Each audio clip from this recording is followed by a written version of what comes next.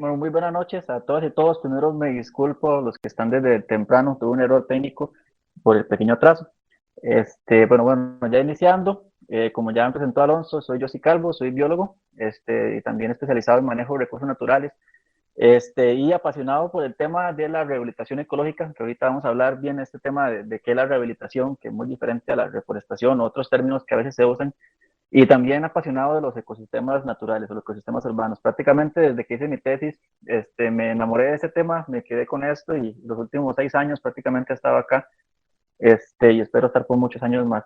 Entonces, bueno, justamente hoy quiero contarles sobre una especie que ha captado bastante mi atención y que es una que yo espero que capte bastante la atención de todos nosotros en las partes urbanas, pero prácticamente en todo el país se encuentra, que es el zacate elefante, que ahorita les voy a contar ya en detalle de qué se trata, por qué es importante, por qué es relevante, pero bueno, es una especie que es invasora y que es bastante problemática. Entonces, justamente el tema de hoy es cómo controlar ese zacate elefante para recuperar bosque, es decir, en procesos de rehabilitación ecológica. Para poner en contexto, este fue un proyecto que nació hace aproximadamente año y medio.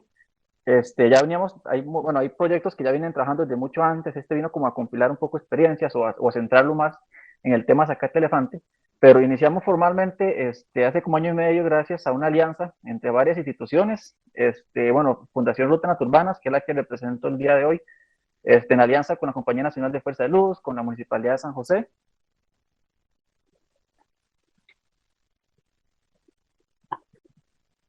y también empresa privada, que son el Garnier Garnier y el IRC Inmobiliaria. Además de eso, el financiamiento durante un año de este proyecto que nos permitió iniciar fue gracias al Fondo Ciudad Verde, con el Corredor Biológico Interurbano Río Torres, que es también el sitio donde estamos trabajando.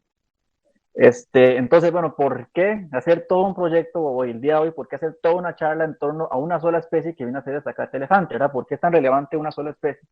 ¿Por qué no hablamos simplemente de rehabilitación o reforestación, verdad? ¿Por qué nos centramos en esta especie?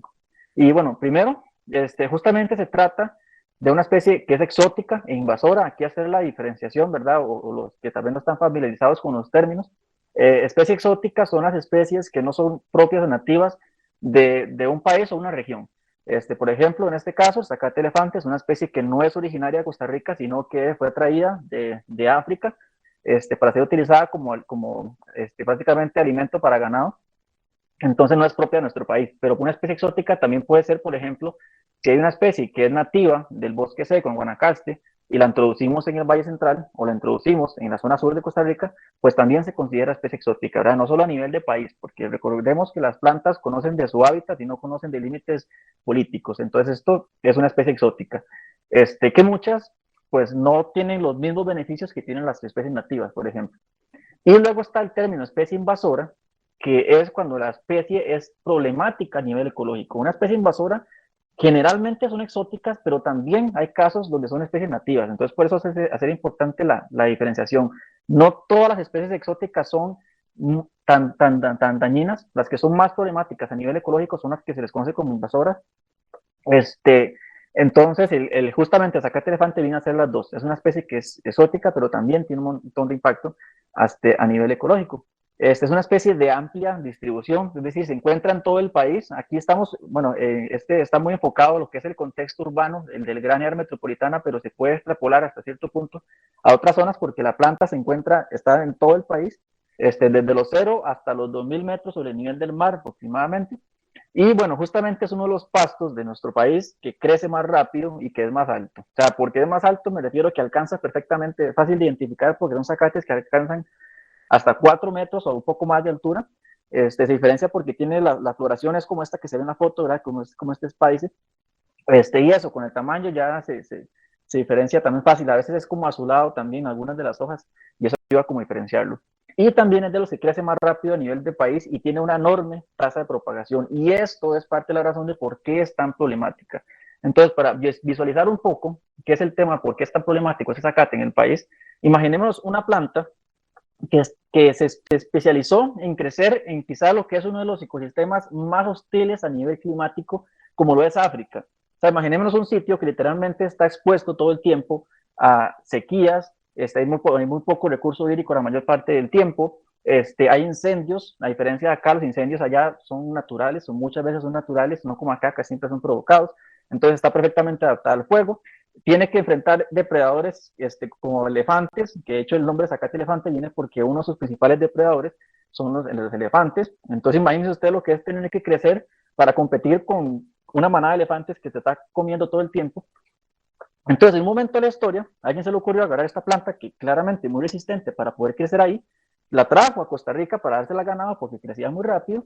Entonces, prácticamente fue como echarla en un paraíso tropical a nivel climático, ¿verdad? Porque aquí la lluvia tenemos todo el tiempo, acá el clima es casi que súper agradable la mayor parte del año, no es ni muy frío, no es ni muy caliente, y no tiene depredadores como los elefantes. Por ejemplo, en la parte urbana, en la ciudad, lo más grande que va a encontrar uno es una iguana que se la coma. Y algunos insectos, ¿verdad? Entonces vean la diferenciación, es como que la pusimos en un lugar donde está en un paraíso tropical y no hay quien la detenga, y eso es lo que está pasando ahorita. Es una especie que crece, que compite mucho más que otras especies porque crece rapidísimo y tiene todo lo que necesita y hasta más, entonces por eso es que se está volviendo tan problemática y por eso es que, sin duda alguna, ya es una de las especies invasoras más comunes por lo menos en la gran área metropolitana de nuestro país, pero también de las más agresivas que hay, y por eso es que es tan relevante manejarla. Entonces, este escenario que les presento acá es uno de los escenarios más típicos que vemos muchas veces a orillas de los ríos, que pasa mucho en muchos sitios que son importantes como los corredores biológicos interurbanos, y este es el ambiente que muchas veces se da. Cuando tenemos zonas que son abandonadas, es muy fácil que sean completamente dominadas por zacate elefante. Entonces, por ejemplo, esto que se va acá, como en el centro, es el río Torres, y toda esta zona son hectáreas de hectáreas dominadas por zacate elefante. Y esto lo vemos una y otra vez a lo largo de todos los ríos. Hacer un énfasis que a veces creemos que simplemente con determinar que una zona es área de protección y que la vamos a destinar a área natural, eso no significa que automáticamente sean zonas que ya sean bosque. Y esta es la realidad que muchas veces está sucediendo, que son zonas que necesitan ser rehabilitadas, ¿verdad? No basta con la ley y no basta con respetar y no construir nada encima de ellos, sino que hay que hacer algo para recuperarlas. ¿Por qué? Porque estos sitios llevan años de ser así, llevan hasta 15, 20, 25 años de ser zacate y van a seguir siendo zacate este, por muchos años más, a no ser que hagamos algo.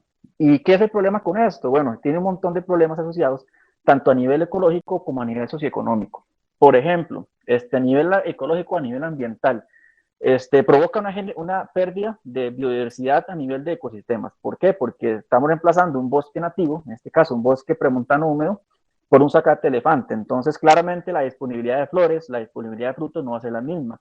Incluso pensando en corredores biológicos, acá estamos perdiendo conectividad. ¿Por qué? Porque si bien es cierto que estos son hábitats que son utilizados por muchas especies, como por ejemplo principalmente algunas aves semilleras, como gallitos, como cepilleros, o también algunos reptiles, la gran mayoría de fauna del Valle Central, en este caso del bosque premontano húmedo, no están acostumbradas a ese tipo de hábitat. Entonces, imaginemos, por ejemplo, un oso perezoso que está en un bosque por aquí cerca y quiere cruzar a otro bosque al otro lado del río. Lo que tiene que atravesar son hectáreas de zacate elefante, donde claramente no es lo mismo para él o para ella cruzar un bosque que atravesar un área de zacate elefante. O imaginemos, por ejemplo, una rana, la dificultad es que tiene que atravesar un hábitat de estos igual para desplazarse de un bosque a otro, y tienes que entrar a un sitio donde las temperaturas son muchísimo más elevadas, donde no tiene la humedad que necesitan los anfibios, donde no tiene el mismo refugio para poder ocultarse depredadores, entonces quedan expuestos. Y entonces actualmente ese zacate, aunque son entre comillas, se les dice áreas naturales, pues son barreras para muchas especies para poder moverse libremente, que al final es el objetivo de un corredor biológico. Entonces, ahí está generando un impacto.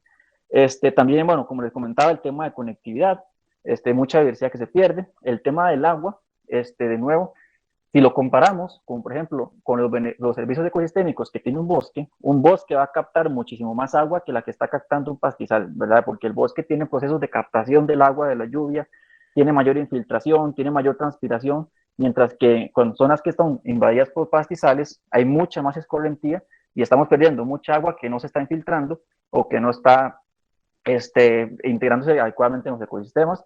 Y también tenemos problemas como, por ejemplo, que las raíces no son suficientes para proteger el suelo. Entonces, igual, no es lo mismo, comparándolo con un bosque, no es lo mismo tener árboles a orillas del río que van a proteger mucho de la erosión por la misma captación, por ejemplo, o las raíces profundas que pueden sostener taludes con mucho más fuerza, que tener estos pastos, que las raíces son más superficiales, no tan profundas y no van a proteger tanto de la erosión. Sí protege contra la erosión, pero no tanto contra la estabilidad de taludes, especialmente si lo comparamos con bosques. Entonces ahí también estamos perdiendo servicios ecosistémicos.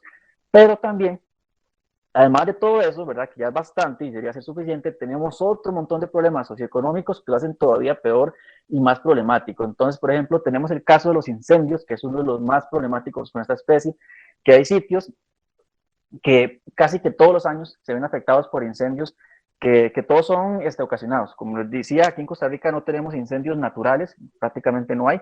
La gran mayoría, el 99.9%, son ocasionados, son artificiales y muchas veces ocasionados por quemas que son la mayoría ilegales, que salen de control. Entonces, ¿qué tiene que ver el zacate con esto? Bueno, que el zacate justamente propaga el fuego a una velocidad y a una intensidad muchísimo más alta que la que lo puede hacer un bosque, por ejemplo, porque el bosque, por ejemplo, si pensamos en el bosque, del bosque premontano húmedo, son bosques más húmedos, las plantas tienen mucho componente de agua, entonces eso ralentiza mucho la velocidad a la que se puede propagar un incendio, pero justamente este zacate en la época seca acumula un montón de materia vegetal seca y eso lo que hace es que específicamente propicia que las llamas se propaguen muchísimo más rápido y muchísimo más fácil que cualquier otro ecosistema, por ejemplo, de los que tenemos acá nativos. Entonces, facilita mucho la propagación de incendios, que si bien no es culpa de zacate como tal, ¿verdad? Es ocasionado por el ser humano, todavía esto hace que sean todavía en dimensiones mayores y más complicadas de manejar. Perdemos servicios ecosistémicos de los que todos dependemos. Hay un tema también de salud pública. Los invito a prestar atención cuando encontramos botaderos ilegales de basura en el GAM. Presta atención qué tipo de vegetación tenemos. Van a ver que la mayoría se hacen en pastizales, como que es una zona que propicia que la gente vaya a botar basura ahí, tal vez porque lo oculta fácilmente y porque es fácil de acceso para simplemente llegar y tirar la basura, que no sucede en otro tipo de ecosistemas, pero pasa mucho con los pastizales. Y eso, obviamente, cuando tenemos botaderos, pues hay un montón de problemas de salud, problemas de que traemos plagas, de que hay enfermedades, ¿verdad?, que están asociadas, y no solo la contaminación, pero también el riesgo para las comunidades que viven cerca. Igual con los incendios y también otros desastres, como por ejemplo, si no cubrimos bien los taludes, hay más probabilidades de deslizamientos y otros desastres naturales. Entonces, prácticamente es una planta que está en un montón de lugares, y que hay que manejarla porque tiene demasiados impactos negativos asociados. Entonces, este trabajo empezó recopilando información, tanto referencias bibliográficas que encontrábamos, de todo lo que logramos encontrar, pero también consultamos a expertos y cuando les preguntamos qué es lo que más se recomienda para poder manejarla, la gran mayoría mencionaba esto. Bueno, estos fueron 2 expertos nacionales e internacionales, 12 que encuestábamos entre varias preguntas. Una era, ¿qué recomiendan para manejarla? Que fue como el primer paso para este proyecto. Y la mayoría se quedaron como en este rango de acá. Uno, que es el más recomendado, pero el que ahorita vamos a ver más adelante que puede ser de los menos aplicables, que es la remoción total de toda la planta. Es decir, arrancarla desde la raíz y todas las partes vegetativas. ¿Por qué? Porque esta planta pues tiene un mecanismo de propagación, que es el principal mecanismo de propagación, que es el rebrote. Es decir, que si vos la cortás a nivel de suelo, todo el tallo y las flores y todo, todas las raíces que están debajo, en la parte subterránea, fácilmente vuelven a brotar. Y eso, como no importa cuántas veces lo cortemos, la planta como que no se estresa y más bien como que al principio hasta crece con más fuerza. Entonces, la única manera de eliminarla totalmente es arrancando toda la planta de la raíz. Claro, una cosa es decirlo y otra cosa es hacerlo, es muchísimo más difícil. Entonces van a ser, como vamos a ver ahorita más adelante, van a ser escenarios más limitados donde podemos hacer esto, y los escenarios más comunes van a ser la aplicación de sombra, ya sea de manera natural, a través de árboles, o sombra artificial. ¿Por qué? Porque esta planta casi que lo aguanta todo. Es una planta que tolera sequías, que tolera incendios, que tolera hielo, que tolera suelos degradados, que tolera pendientes, que puede crecer cerca del río, inundaciones, prácticamente todo lo aguanta, excepto una cosa, que es la falta de luz. Cuando vos le quitas la luz, simplemente ahí se estresa y deja de crecer como lo hace, hasta puntos donde ya a veces se detiene por completo. Entonces, sembrar árboles, que eso va a tardar unos años hasta que generen sombra, o poner sombra artificial, son principalmente los principales formas que tenemos de poder limitar el crecimiento de la planta. De nuevo, una cosa es decirlo y otra cosa es hacerlo. Vamos a ver que hay un montón de retos más allá de solo esto, pero es como en principio lo que se busca y ya después de ahí trabajar en todo lo demás, que es bastante. Entonces, bueno, además de estas encuestas que hicimos como para tener una línea base, también todo lo que comentamos acá en la charla y en un documento que tenemos también que ahorita les voy a compartir, todo viene de esta compilación de experiencias, de revisión bibliográfica y también de datos que hemos tomado nosotros en campo a través de un proyecto experimental que tenemos en varios sitios. Por ejemplo, acá tenemos, bueno, estuvimos tomando datos acá en el área de protección de los conejos por Romoser. También tenemos unas parcelas en el sector de la Ruca, otras acá por Matarredonda, cerca de la sabana. Y ahí tenemos como nuestras parcelas experimentales donde compilamos datos más que todo de ecología de esa especie también para poder dar recomendaciones. Entonces de ahí todas las recomendaciones que damos no es que salieron de la nada, sino que encuestamos a expertos, hicimos revisión bibliográfica y también mucho lo hemos compilado nosotros en campo, en este contexto, más que todo en la parte de San José, del GAM, pero que hasta cierta manera hemos visto que se puede replicar en otras zonas porque a veces hemos visto que se comporta igual, perdón. Entonces, bueno, entre las cosas que hemos estado midiendo, se encuentra, por ejemplo, hábitos de crecimiento de la especie, es decir, cómo crece, cuándo crece más rápido, en qué sitios crece más rápido, por ejemplo, qué impacto tiene la especie en el suelo o en la regeneración natural, o por ejemplo, de algunas estrategias que fueron las que más recomendaron los expertos o expertas, qué efecto tienen sobre el manejo de la especie. Entonces, aquí, bueno, aquí vemos algunos de los tratamientos que teníamos como experimentales, donde teníamos parcelas donde utilizábamos árboles para generar sombra, donde utilizábamos sombra artificial para ver cómo se comportaba el zacate con esa sombra artificial, donde sembrábamos herbáceas también para ver si funcionan igual que los árboles o funcionan un poco diferente, y parcelas donde no hacíamos nada para poder comparar también entre ellas. Entonces de ahí viene mucha información o experiencias que estamos compartiendo, además de las otras fuentes que les comentaba. Y aquí están algunos procesos de la medición, donde, por ejemplo, bueno, por supuesto, medíamos el crecimiento, la regeneración natural, o también ya parámetros biofísicos del suelo, químicos y biológicos del suelo. Y aquí, bueno, algunas tomas de las parcelas que tenemos de trabajo, y esto fue principalmente el año pasado, donde estuvimos haciendo mucho la parte experimental. Y bueno, todo el proyecto lo hicimos, bueno, aparte de los aliados, también gracias a la colaboración de muchas voluntarias, voluntarios y pasantes, como los que vemos acá, y también voluntarios de personas que nos ayudaban a la parte, ya a la hora de ir a sembrar plantas o a la parte de mantenimiento, que fueron comunidades o empresas que se apuntaban a ayudarnos con las actividades específicas. Entonces aquí hay algunas fotos, por ejemplo, algunas de las actividades de plantación o intervención que hemos estado haciendo o que iniciamos ya desde que empezó el proyecto. Entonces, bueno, toda la información que les voy a compartir hoy está con mucho más detalle en este documento que tenemos en la página de la Fundación Ruta Naturbanas, que es rutanaturbanas.org. Ahí escriben eso en Google y barra inclinada recursos y les va a salir justamente este documento que es el protocolo de manejo de zacate elefante, que fue el producto final que nosotros generamos al terminar el proceso. Y en este documento viene todo especificado, ¿verdad? Las recomendaciones generales sobre cómo manejar el zacate, que como mencionaba, está en un contexto del GAN, del área metropolitana, ¿verdad? De las áreas urbanas en esta región central, pero gran parte de las cosas se pueden extrapolar para otras zonas de Costa Rica, en la zona sur o, por ejemplo, en la zona norte, porque especialmente está hecho de una manera que se puede hacer así. Por ejemplo, algo importante en temas de rehabilitación ecológica es que es difícil encontrar un documento que te dé recetas porque ningún proyecto tiene una receta de cómo manejarlo del paso 1 hasta el paso 10, por ejemplo. Hay cosas generales que uno puede decir, pero en la recuperación de un bosque nunca vas a encontrar una receta porque depende mucho del lugar. Entonces, ahorita vamos a ver eso, la importancia de hacer el diagnóstico.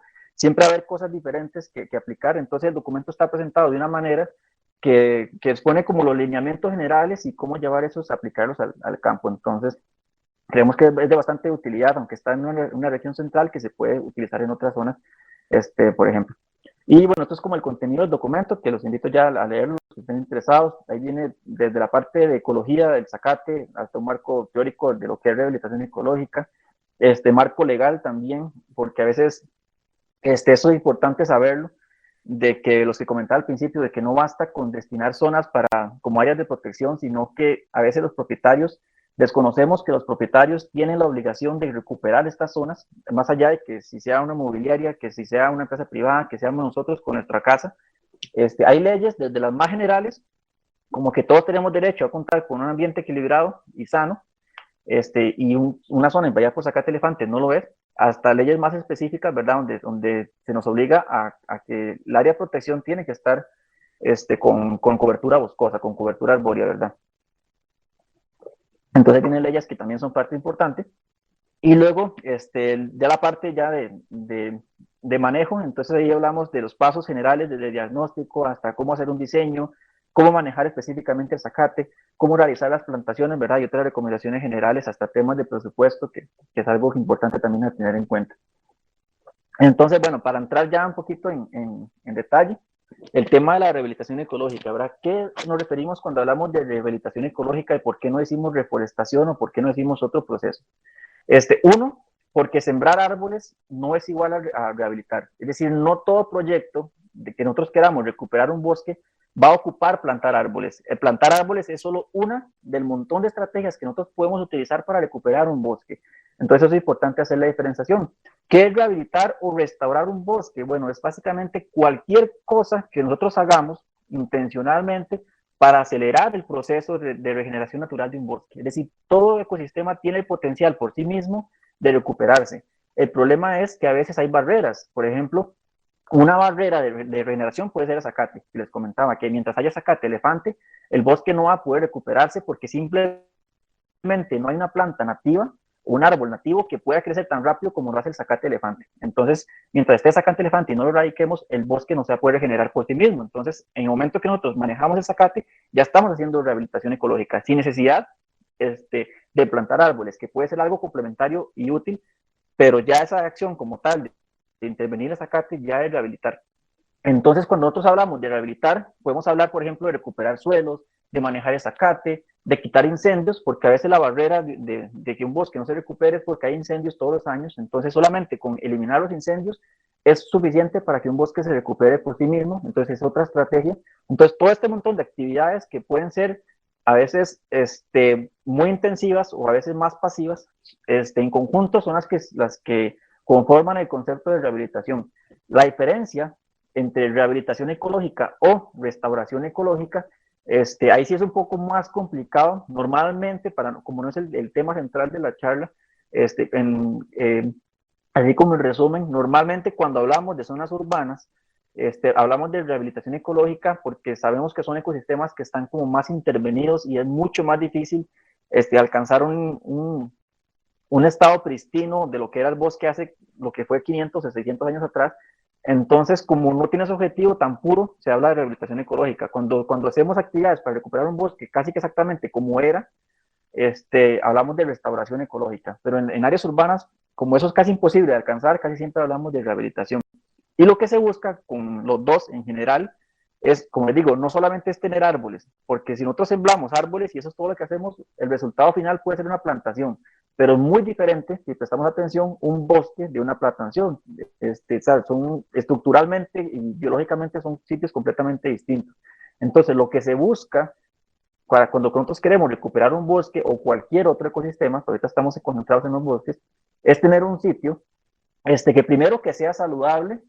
A esto nos referimos que sea funcional, es decir, que sea un bosque que ofrezca los servicios ecosistémicos que ofrece y que funcione para la vida silvestre en general, es decir, que tenga frutos, que tenga refugio, que tenga todo lo que necesita la fauna, por ejemplo, y los procesos de suelo, y etcétera, todas las funciones que cumple un bosque como tal.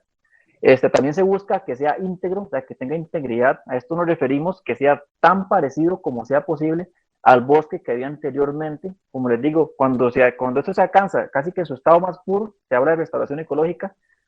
Cuando reconocemos que esto es casi imposible porque estamos en una ciudad y ya jamás vamos a llegar a eso, se habla de rehabilitación ecológica. O sea, se trata de alcanzar, pero no se alcanza en su totalidad.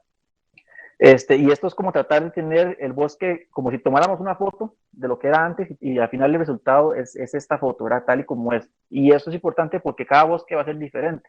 No es lo mismo un bosque seco en Guanacaste que un bosque de altura en el Cerro de la Muerte, que un bosque en San José o un bosque en San Rafael de Heredia, que es más montano. Por ejemplo, si vamos a la zona de San José o la Jolita, los bosques nativos tienen muchas palmas,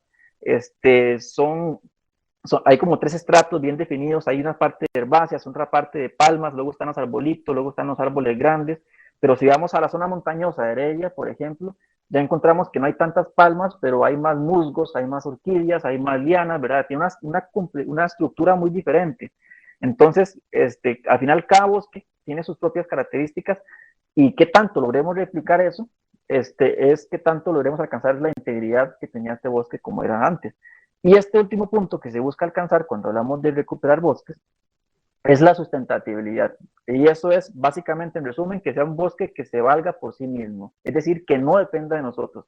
Por ejemplo, un bosque que siempre está amenazado por incendios forestales y que no puede recuperarse porque los incendios son muy frecuentes, no puede valerse por sí mismo. Entonces, se habla de sustentabilidad cuando ese bosque puede recuperarse siempre de este tipo de perturbación. Es decir, que no tenemos que estar ahí cuidándolo como si fuera de nosotros, sino que él mismo puede recuperarse a un ritmo que le permite mantener su salud y su integridad. Y esto por eso es de lo más difícil de alcanzar, pero es uno de los objetivos principales cuando se habla de rehabilitación.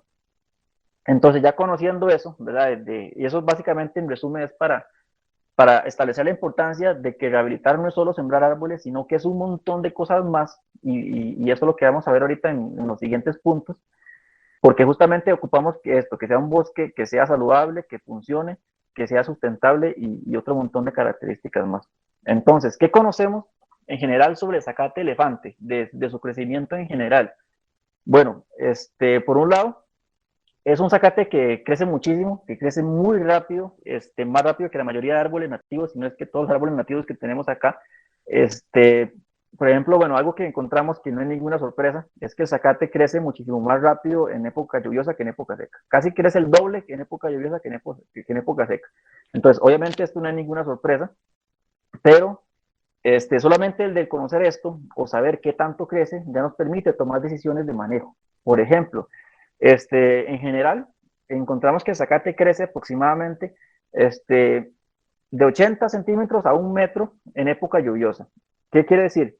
Lo que se recomienda para sembrar árboles en proyectos en zonas que están invadidas por zacate elefante, o de hecho en general en zonas que son muy abiertas o donde no podemos dar tanto mantenimiento a los árboles, o con tanta frecuencia, es sembrar árboles de por lo menos 1,5 metros de altura, 1,30 centímetros o 1,5 metros de altura. ¿Por qué? Porque si sembramos los árboles típicos, estos que vienen como en bolsitas, es muy fácil que la maleza, bueno, entre comillas la maleza o las hierbas que crecen en un sitio, terminen ahogando las plantitas y la mayoría van a morir. De hecho, hay proyectos que lamentablemente hoy siembran miles de plantitas chiquititas y al final las dejan ahí y créanme que la gran mayoría de estas se mueren. Entonces, lo recomendado para empezar es sembrar árboles o plantas en general que tengan por lo menos 1,5 metros de altura o 1,30 centímetros. Entonces, que conociendo esto, que este zacate en época lluviosa, en un mes me va a crecer 1 metro, ya me está diciendo que darle mantenimiento cada mes es suficiente para que por lo menos no llegue a ahogar completamente los arbolitos y que estos tengan un chance por lo menos de competir por la luz hasta que nosotros lleguemos a darle mantenimiento y quitar un poco el zacate. Eso por un lado. Luego, en época seca, crece más o menos la mitad. Entonces ya nos dice que por lo menos cada mes y medio o cada 2 meses nosotros podemos dar mantenimiento de la misma manera hasta que ya el zacate llegue a tapar completamente los arbolitos y luego tener que darle mantenimiento otra vez. Entonces ya hay por lo menos nos dan un estimado de cada cuánto tengo que dar mantenimiento, o cada cuánto tengo que invertir, porque al final esto se traduce en presupuesto, ¿verdad? En plata. Por supuesto, eso estamos hablando en el contexto de los datos que hemos compilado en San José. Aquí es importante ir monitoreando cada sitio porque esto no va a ser lo diferente en una zona montañosa a 0 metros del nivel del mar, por ejemplo. Pero es una idea de más o menos qué tanto crece el zacate. Otro elemento importante acá es también que este zacate tiene un crecimiento que comparten otras poáceas, que es la familia, que es un crecimiento exponencial. ¿Qué quiere decir esto? Que no es un crecimiento lineal, es decir, que por ejemplo, si nosotros vimos que en un mes este zacate puede crecer 1 metro o hasta 2 metros, en algunos casos fueron más extremos, que depende mucho del sitio, Eso no quiere decir que en 2 meses va a alcanzar entonces 2 metros o 4 metros, sino que el crecimiento de él es exponencial, que empieza al principio, es un crecimiento que va lento, lento, y luego conforme pasan las semanas, empieza a ir más rápido y más rápido. Es decir, esto lo hace el zacate, es decir, por ejemplo, aquí en la foto podemos ver que el zacate al principio tiene un crecimiento más horizontal. La planta es una estrategia que la planta le permite captar mayor cantidad de luz, es decir, una vez que lo cortamos a nivel de suelo, la planta empieza a crecer y como a expandirse hacia los lados, como tratando de ser buchona y agarrar mayor cantidad de luz, ¿verdad? Como tratando de tapar a otras plantas que están a la par. Una vez que ya hizo esta expansión horizontal, es cuando empieza el crecimiento acelerado y ya ahí es cuando en cuestión de semanas el zacate crece hasta 2, 4 metros en cuestión de a veces hasta de un mes. Entonces, por eso mantener el control al principio, que es cuando el zacate crece más lento, es importante porque ya después, si lo dejamos 2, 3 semanas que se nos pase, va a tener el crecimiento exponencial, se va a disparar y en ese momento va a llegar a ahogar los arbolitos que tenemos sembrados. Y esto es muy importante, no solo, primero porque me va a estresar más la plantación, ¿verdad? Ya el árbol al estar ahogado va a tener menos luz, va a haber más chances de que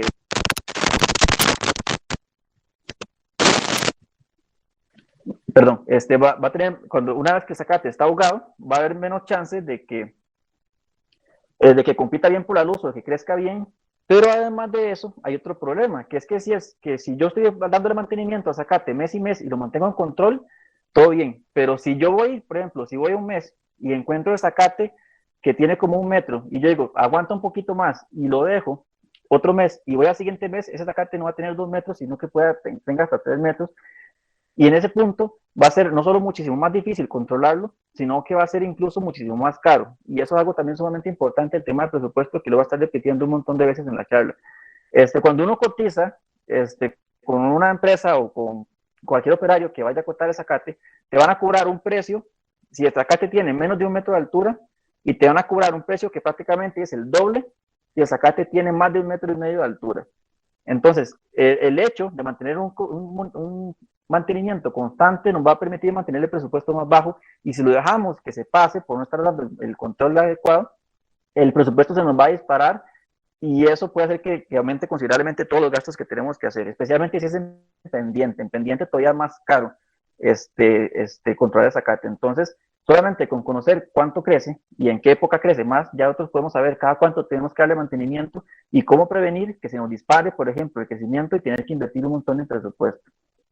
Esto, bueno, en cuanto a crecimiento vertical, pero también, por ejemplo, vemos que en época lluviosa, en época seca, el zacate se propaga horizontalmente, es decir, hacia los lados, prácticamente lo mismo, que es por esta estrategia que les comentaba. Entonces, al final, independientemente de la época, siempre hay que estar dando un mantenimiento continuo. Incluso, vimos que la pendiente no afecta, bueno, como les comentaba, no afecta para nada el crecimiento del pasto, y más bien el pasto encontramos que, al menos en este sitio, tendía a propagarse más hacia los lados, en zonas con pendiente que en zonas que zonas planas. Entonces, más bien puede ser hasta más problemático de manejar o más difícil de manejar en zonas con pendiente.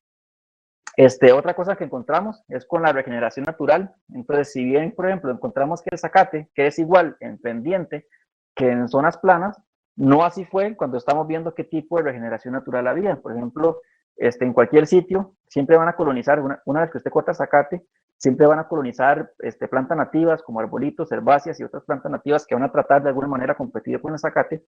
Y vimos que esto sucede con más frecuencia en zonas planas que en zonas con pendiente, por ejemplo. Y esto es otra cosa que también a nivel de manejo puede ser algo que puede ser útil, dependiendo de los objetivos de nuestro proyecto. ¿Por qué?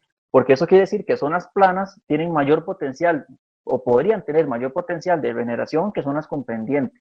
Y si nosotros tenemos poquito presupuesto, tal vez podríamos priorizar las zonas planas que se recuperen y tener más servicios ecosistémicos más pronto que tratar las zonas con pendiente que van a ser muchísimo más complicadas y laboriosas de trabajar. Obviamente esto va a depender de los objetivos del proyecto, que ahorita vamos a ver eso más adelante, pero ya es algo que nos da indicios de lo que puede suceder en un sitio. Y otro resultado que también hemos encontrado, que al final esto es preliminar y seguiremos tomando datos y seguiremos compartiendo las cosas que encontramos, pero otro dato preliminar que hemos visto es algo positivo, y es que solo el simple hecho de sembrar arbolitos o sembrar herbáceas, eso me propicia que haya más regeneración natural en relación con los sitios donde no sembramos nada. Y eso es por un efecto que sucede en todos los ecosistemas, entonces que simplemente con el hecho de que vos, por ejemplo, con el hecho de que vos tengas un área pastizal y en ese pastizal tengas algunos árboles aislados o árboles remanentes, eso va a propiciar, uno, que que esa zona con arbolitos tenga un microclima más favorable para la regeneración natural, porque hay más humedad, porque las plantas pueden crecer un poco mejor por la temperatura, pero por otro lado, también propicia que en esta zona de los arbolitos van a llegar, por ejemplo, aves o van a llegar murciélagos, y en el momento que se perchan, ahí cuitean y sale regeneración natural y dispersan las semillas, por ejemplo. Cosa que no sucede en zonas donde solamente hay pastizal. Las aves no se van a detener ahí, entonces no va a haber esta lluvia de semillas que llegan a zonas donde hay arbolitos. Entonces, por este principio, las zonas que están cerca de bosques o las zonas que tienen arbolitos tienen como mayor potencial de regeneración que zonas donde no hay este recurso. Y bueno, nosotros encontramos que incluso con arbolitos pequeñitos, bueno, relativamente pequeños, de metro y medio, o con herbáceas también como de metro y medio, solo el hecho de plantarlas, aunque sean pequeñitas, probablemente por las mismas razones de microclima o que atraen más aves que dispersen semillas, ya solo por eso encontramos que en estos sitios hay más regeneración natural que en sitios donde no hay nada. Entonces también, de nuevo, esto es una estrategia que eventualmente va a generar sombra para ahogar el zacate, pero también va a traer aves y otros dispersores de semillas que van a propiciar más regeneración natural. Entonces es como doble sentido de por qué estas estrategias complementarias sirven bastante para controlar el zacate. Y estas son, por ejemplo, algunas de las parcelas donde teníamos sembrado las plantas y encontrábamos que había, por ejemplo, maguitites, que había esta planta acá, es una tora, una asterácea, más higuerilla, ¿verdad? Y otras plantas nativas que no las veíamos tanto en sitios donde no había prácticamente ningún arbolito, por ejemplo. Entonces, bueno, conociendo cosas generales sobre el zacate, les quería hablar también del primer paso ya para entrarle a cómo hacer un plan de manejo de esta especie, ¿verdad? Y lo primero que tiene que empezar todo proyecto es con el diagnóstico. Entonces, ¿qué tenemos que tener en cuenta en un diagnóstico, ¿verdad? Esto es prácticamente, creo que es la parte más importante de todo proyecto, porque como les decía, ningún proyecto de rehabilitación en ningún sitio, ninguna persona te va a decir una receta de que hay que hacer esto y esto específicamente, ¿verdad? Te lo puedes decir a modo general.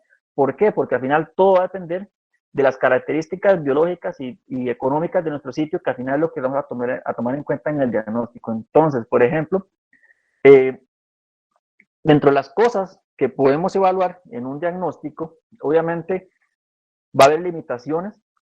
Cada proyecto va a tener su presupuesto, su recurso humano y su tiempo. Si les doy una lista, va a ser una lista interminable de todas las cosas que hay que tomar en cuenta, pero lo ideal es tomar tantas como sea posible de acuerdo con nuestro presupuesto. Por ejemplo, algo que es importante hacer en el diagnóstico es ver qué calidad de suelo tengo. Si tengo un suelo que le falta nutrientes, que está degradado, que está contaminado, difícilmente, por más que corte el zacate, los arbolitos que siembre van a crecer bien. Hay árboles que son tolerantes a suelos degradados, hay árboles que no. Entonces también conocer el suelo, tipo de suelo, me va a orientar sobre qué tipo de plantas puedo sembrar. Otro elemento que puedo tomar en cuenta en un diagnóstico, cosas básicas, por ejemplo, ¿cuántas áreas de zacate elefante tengo en el sitio que va a intervenir? Porque con base en esto voy a decidir cuánto tengo que invertir para recuperarlo todo. O, por ejemplo, si yo digo que tengo 2 hectáreas de zacate elefante, luego veo con mi presupuesto cuánto tengo para poder manejar o cuánto de esas 2 hectáreas puedo manejar. ¿Cuántas de esas hectáreas son pendientes, por ejemplo? ¿Cuántas son sitios planos? Porque como les digo, una pendiente cuesta casi que el doble de manejar que un sitio plano, porque es más difícil cortar el zacate y te van a cobrar más por eso.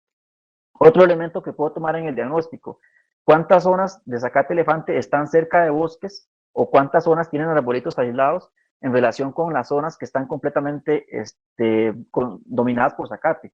¿Por qué esto es importante? Bueno, como les decía anteriormente, zonas que están más cerca de bosques tienen mayor potencial de regeneración, entonces es más económico recuperarlas, o igual, zonas que tienen arbolitos aislados, que es zacate combinado con árboles aislados, también tienen mayor potencial, son más económicas, entonces es más fácil manejarlas que sitios que están completamente aislados o dominados por zacate. Entonces, con base en eso, yo, por ejemplo, puedo decidir si zonas prioritarias, si tengo poquitos recursos, yo digo, ok, entonces voy a concentrarme en esta zona de aquí al norte, que hay mucho bosque y que es mucho más fácil de restaurar, que esta zona que está en el sur, que va a ser muchísimo más lento el proceso de regeneración. Entonces, de ahí ya, con base en este diagnóstico, yo tomé una decisión con base en mi presupuesto, por ejemplo.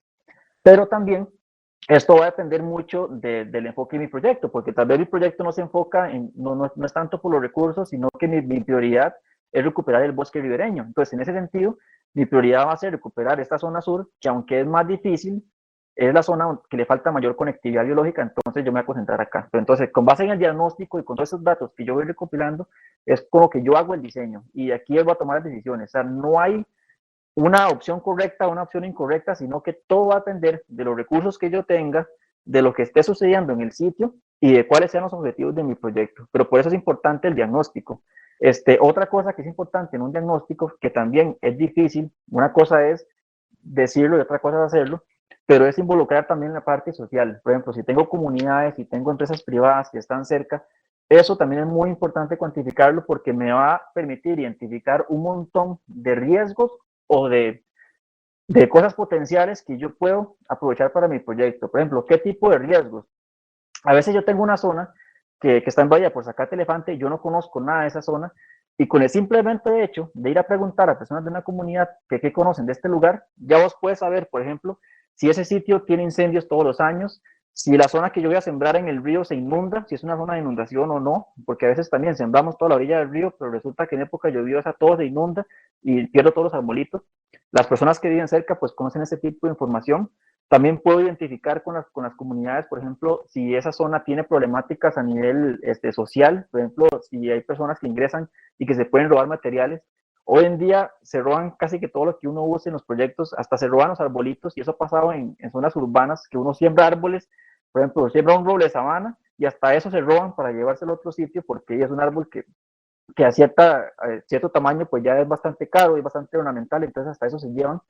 Entonces, saber también qué riesgos tengo de que se roben materiales o se roben todo lo que estoy utilizando, o la inseguridad propia del sitio, pues también es importante para los riesgos. Y también, bueno, con la misma comunidad también podemos identificar qué necesidades tienen ellos, ¿verdad? O ellas, para hacer un programa o hacer un diseño que beneficie no solo los servicios ecosistémicos que me interesan a mí, sino también los que le interesan a la comunidad. Y eso también tiene un enorme beneficio que más adelante vamos a entrar en detalle, que va a ayudar mucho al proyecto en temas de sostenibilidad, en temas de vigilancia y en temas de todo lo que puede llegar a favorecer. Entonces, hay demasiadas cosas que uno puede tomar en cuenta.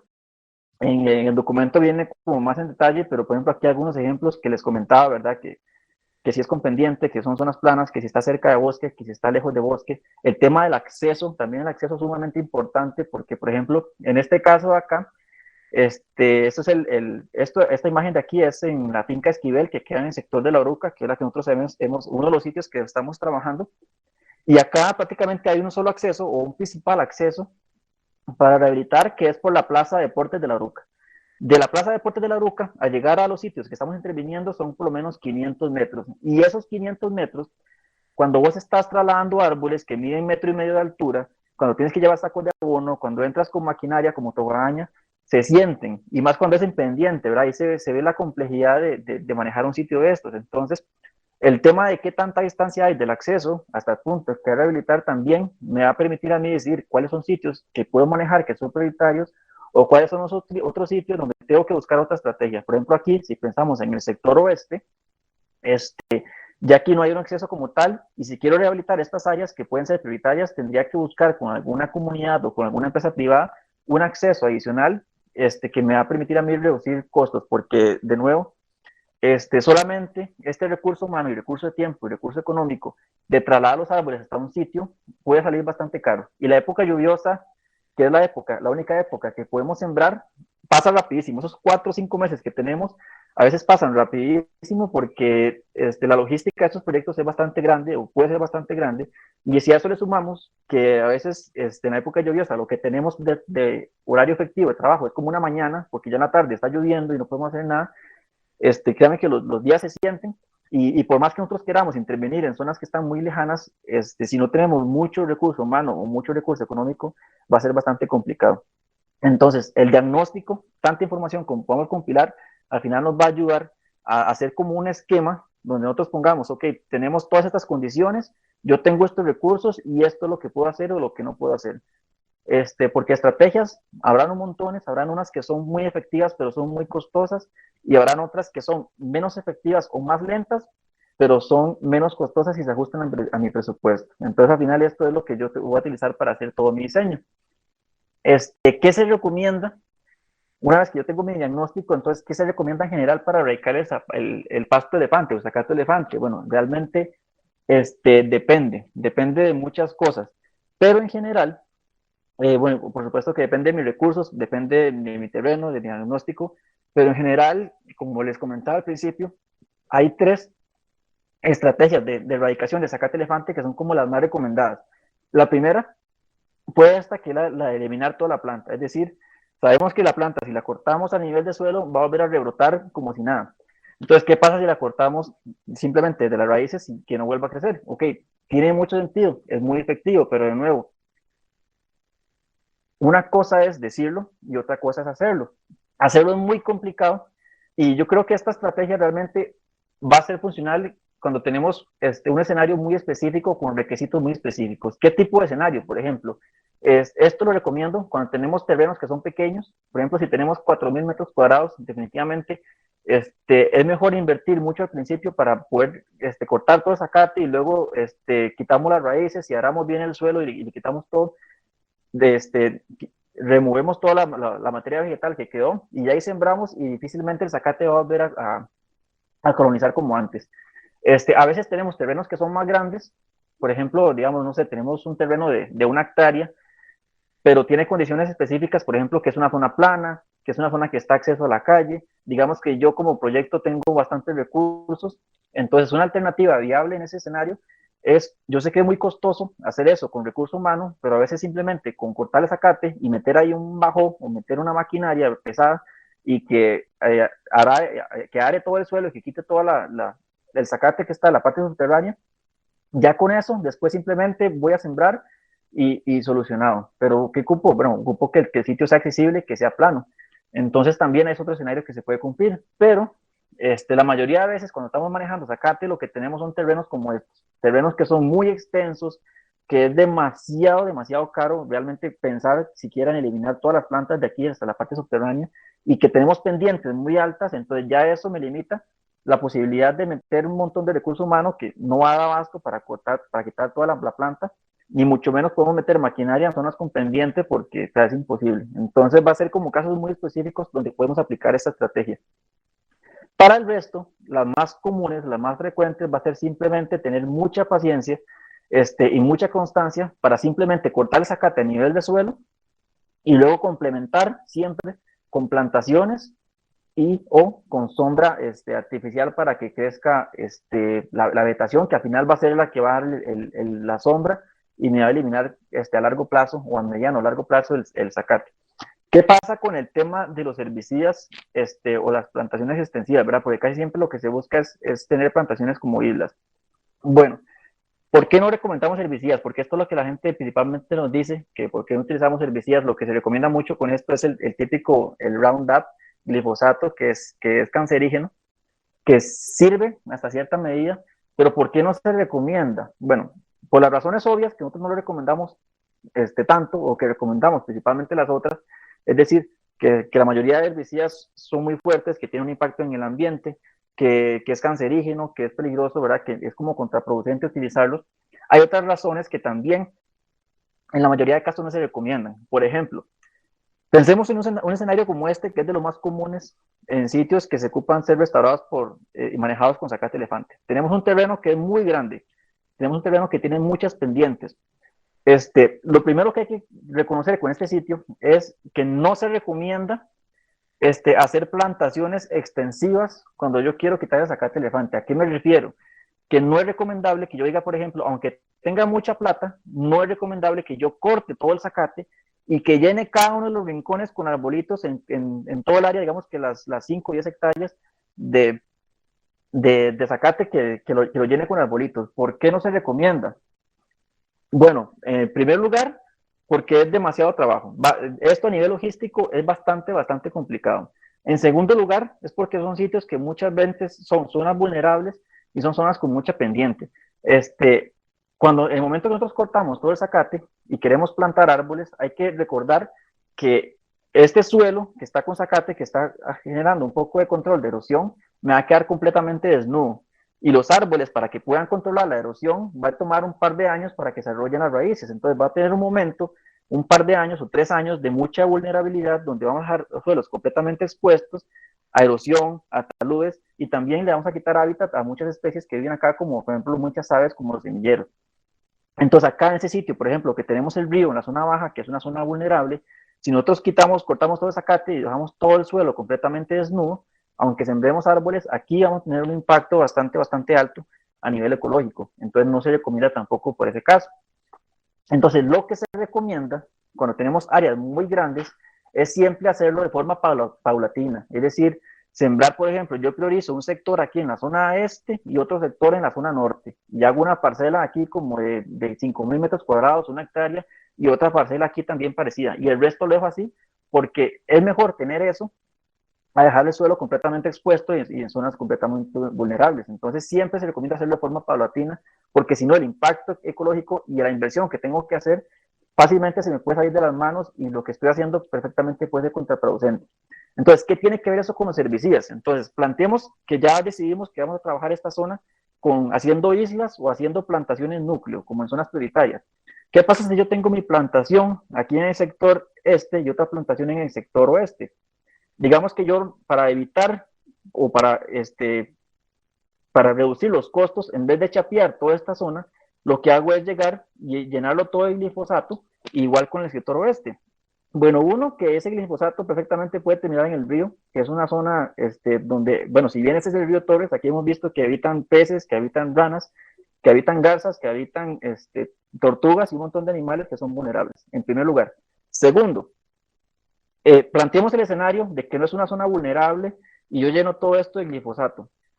Este zacate se propaga, uno, por el rebrote, que ya vimos que se expande mucho de forma horizontal, como vimos al principio en la forma de crecimiento, o sea, perfectamente punta del rebrote, las raíces van a seguir propagándose a nivel horizontal, y también se propaga por el viento, donde simplemente ocupa que haya viento para que las semillas colonicen de nuevo todo este sitio. Entonces, ¿de qué me sirve a mí llenar todo esto de herbicidas para que al final, en cuestión de 2 meses, todo ese zacate vuelva a colonizar de nuevo mi isla o mi plantación? Entonces, ¿qué pasa?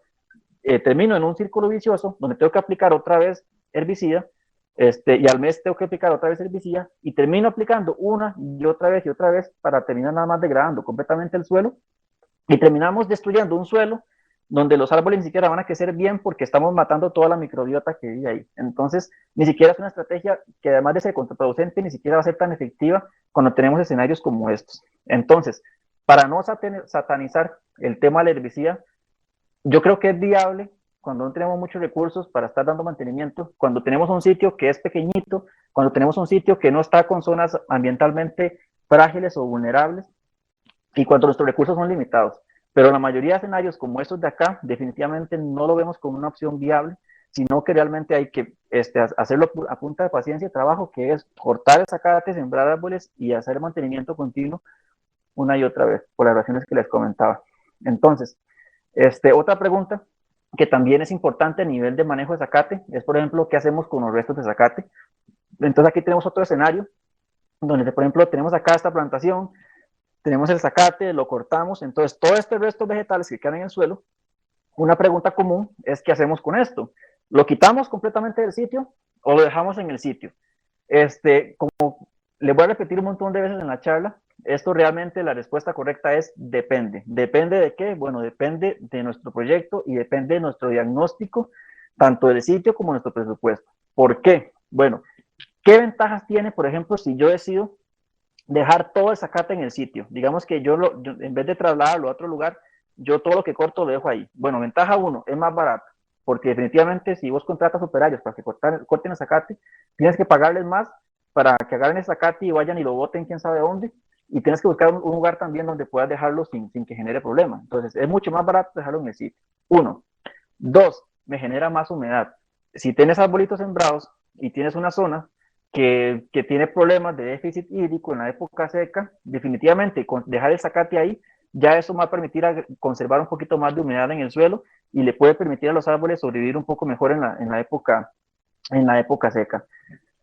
Y otra razón también que puede ser beneficiosa de dejar el pasto aquí en el suelo es que también en cierta época puede ser como una barrera física que reduce o que ralentiza el crecimiento del zacate que está creciendo, rebrotando de nuevo. Entonces ahí tenemos tres ventajas con dejar el zacate aquí en el sitio. Ralentiza, me genera más humedad en el suelo para mis arbolitos y me sale más barato. Entonces uno diría, ok, perfecto, lo dejamos siempre, pero no necesariamente es así. ¿Qué ventajas hay de llevárselo a otro sitio? Bueno, me puede salir más caro, pero dependiendo de la zona, a veces puede ser mejor. Por ejemplo, si yo remuevo todo el zacate, eso puede reducir el riesgo de que los árboles se quemen y no un incendio. Entonces, si yo estoy trabajando en una zona que tiene mucho riesgo de incendios, y yo tengo suficientes recursos, puede que sea mejor simplemente quitar todo el zacate para que no propague tanto el fuego y salvar mis arbolitos, por un lado. O por otro lado, tal vez tengo un sitio como donde hay mucho bosque alrededor, y justamente si yo quito todo el zacate, las plantas que llegan por lluvia de semillas que van a colonizar, tienen más posibilidad de rebrotar. Entonces vamos a tener más regeneración y más potencial de regeneración. Entonces puede ser otra razón para yo también hacer ese esfuerzo extra de quitar el zacate para propiciar tener más regeneración natural. Entonces, dependiendo del sitio que tenga, si tiene riesgo de incendio, si tengo mucha plata, si tengo un bosque cerca para potenciar la regeneración natural, etcétera, si tengo déficit hídrico en época seca, lo mejor va a ser dejarlo o quitarlo. No hay una opción correcta, entonces ahí también queda dependiendo del tipo de proyecto. Acá vemos el ejemplo de las mallas antimaleza que nosotros utilizamos para controlar el zacate. Esto lo vimos como un plan piloto para ver qué tan efectivo es para utilizar sombra artificial, además de los árboles que al final se van a convertir en un bosque en varios años. El plan es utilizar estas mallas antimaleza que son a base, se llaman como ground cover o a base de plástico, y lo que hace pues es una barrera física, pero también genera sombra y limita bastante el crecimiento del zacate. ¿Qué encontramos? Bueno, utilizándolo como piloto, encontramos que básicamente limita por completo el crecimiento del zacate. Al principio el zacate crece mucho y levanta el plástico, pero llega a un punto donde ya se empieza a estresar y después de unos meses prácticamente deja de crecer y prácticamente se queda muerto. Entonces, algo importante es que el mantenimiento siempre sigue siendo vital. No es que ponemos el plástico y sembramos los árboles y nos desentendemos. Hay que dar mantenimiento al principio, porque como les digo, el zacate trata de resistirse al principio. El viento puede llevarse el plástico, se lo pueden robar, entonces no es desentendernos, hay que seguir dando mantenimiento a los árboles y al zacate. Pero es una alternativa que vimos que puede reducir hasta un 80% los costos de mantenimiento, que como vamos a ver ahorita más adelante, pueden ser bastante elevados. Bueno, nosotros utilizamos estos plásticos, pero también hay otras alternativas que se usan en otros proyectos, que podemos utilizar, por ejemplo, cartones, como se ven acá, con sus ventajas, por ejemplo, que puede ser más sostenible porque son degradables, pero también con las desventajas que llega a un punto donde tenemos que reemplazarlo y tenemos que buscar más cartón. Entonces, dependiendo de nuestro proyecto, si tenemos un proveedor pues bastante efectivo, perfectamente podemos utilizar cartones o otro material para generar la sombra que nos va a reducir bastante los costos de mantenimiento cuando tenemos recursos limitados. Entonces acá vemos, por ejemplo, los esquemas de plantación. Existen dos esquemas, ¿verdad?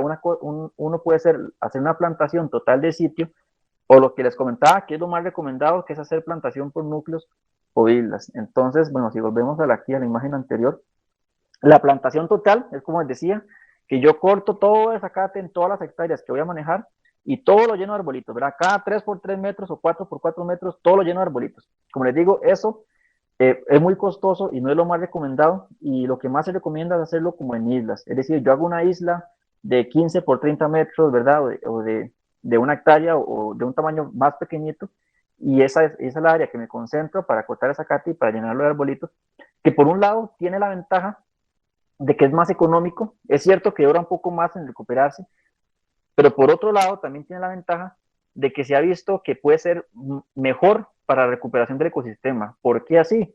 Porque replica la forma natural que tienen los bosques de recuperarse. Es decir, cuando un bosque tiene una perturbación y se recupera por sí mismo, no lo hace de forma uniforme en todo el sitio, sino que lo hace como si fueran como en islas, como en parques específicos.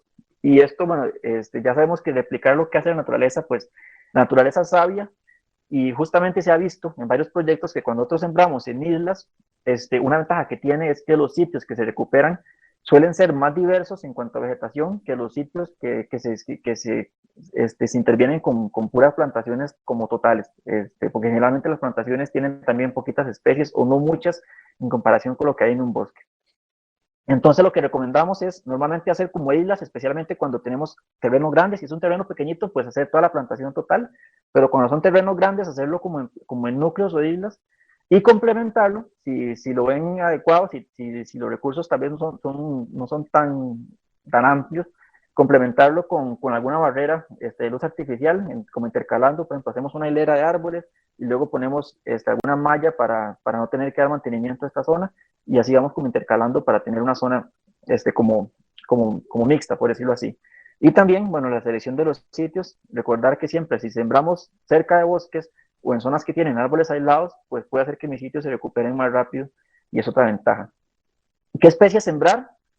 Bueno, hay una lista que también está en el documento. En general, nosotros recomendamos 4 tipos de plantas, es decir, por un lado, especies sombrilla, que son especies que tienen una arquitectura como de sombrilla, es decir, que es un árbol que tiene un crecimiento vertical y luego las ramas se expanden mucho hacia el horizonte como una forma de sombrilla, y son árboles que generan mucho sombra, como por ejemplo el típico higuerón, ¿verdad? Que tiene, o el guanacaste, ¿verdad? O el muñeco que tiene este crecimiento. Obviamente la sombra va a hacer que inhiba muchísimo mejor el zacate que otras plantas. Especies de crecimiento muy rápido, como por ejemplo un targuá, como por ejemplo un guarumo o un gallinazo, que son especies que crecen bastante rápido, no tan rápido como el zacate, pero sí van a alcanzar una altura considerable en mucho menor tiempo que otras especies y van a ser independientes más pronto, entonces también ayudan mucho al tema de lluvia de semillas y generar microclimas y demás. Especies que atraigan fauna, por ejemplo, especies con frutos carnosos, como jocotes, ¿verdad? Como huitites, que van a traer aves, que van a traer mamíferos, y esto propicia que llegue más lluvia de semillas y más regeneración natural.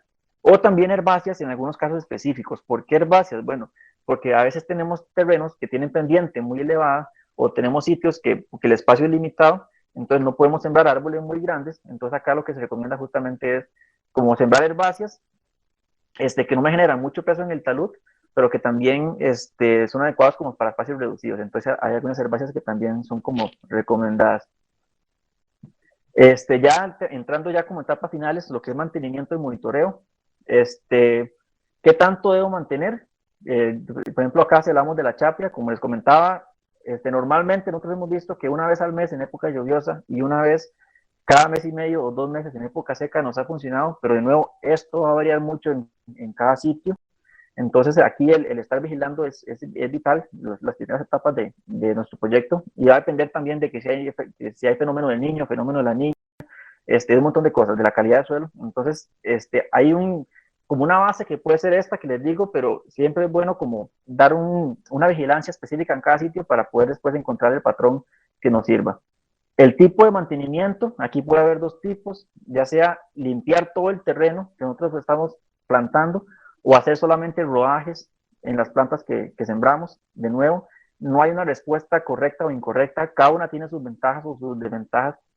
Por ejemplo, si sembramos si quitamos el zacate en toda la plantación, eso puede reducir el riesgo de incendios, puede facilitar el monitoreo o mantenimiento de los árboles porque son más visibles, puede generar más regeneración natural, pero también si decidimos solamente hacer rodajes en los árboles, es decir, dejamos el zacate, pero solo hacemos un rodaje de 1 metro, 1,5 metros en cada arbolito que sembramos, también hay otras ventajas, como por ejemplo que nos sale más barato, que vamos a mantener hábitat para algunas de las especies que encontramos ahí. Por ejemplo, si vemos que hay gallitos que hacen nidos, entonces podemos hacer esto para dejarles el hábitat mientras el bosque se va recuperando.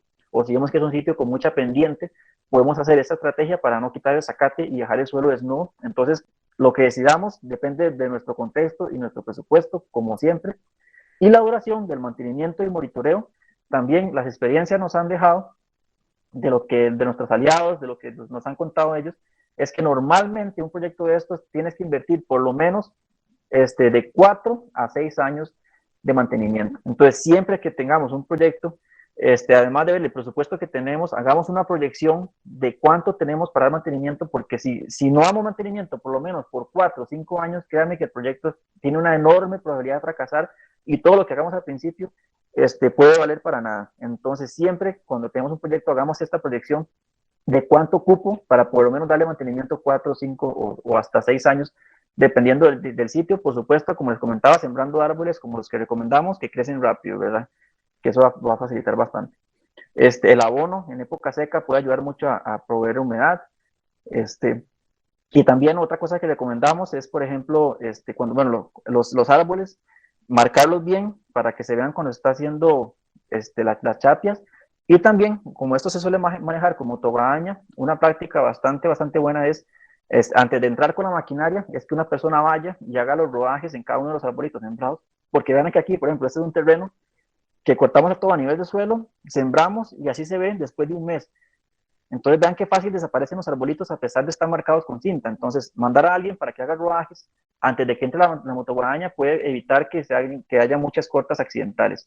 Y esto lo hemos visto en todo tipo de proyectos, ¿verdad?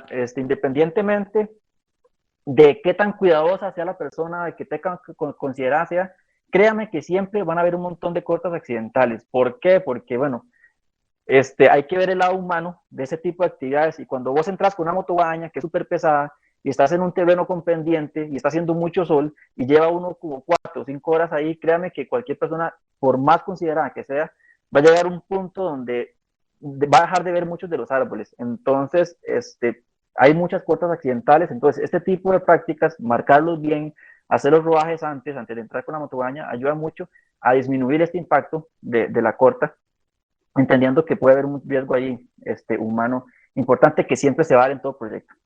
Del presupuesto, bueno, acá es una estimación, esto es para una hectárea, el costo general de lo que hemos visto que cuesta una hectárea, recuperarla por un periodo de 5 años, que es por lo menos el mínimo para que ya el sitio pueda valerse por sí mismo, es decir, que sea autosustentable.